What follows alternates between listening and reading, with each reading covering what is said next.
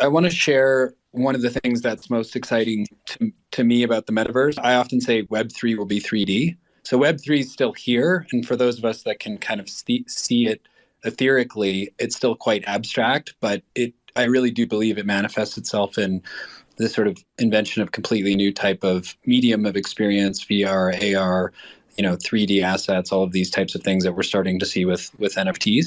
But what got us into the metaverse very early was really the design of DAOs. We really saw it as a new tool for societal design and for ways of iterating much faster on things like what does a public good look like? What are different ways you can implement policy? What are different ways you can come together and fund things or like have democratic types of decision making for specific parts of a society?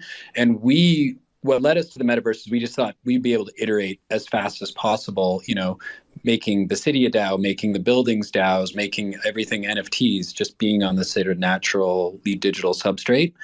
I think we're going to learn a lot around how to organize. And I think it's really interesting to think about how does that information travel back down into, real world societal structures. The sky's the limit, in effect, right? In terms of what kind of information you can extract in real time from the people that you serve. I totally agree. I think that's part of it. I think the other part of it is the understanding that we're living in a more comprehensive experiential world. Our most precious asset is our time. And so what the metaverse allows you to do is spend your time in ways that I think you can control at a greater level. And I think that sometimes in the real world, it falls short.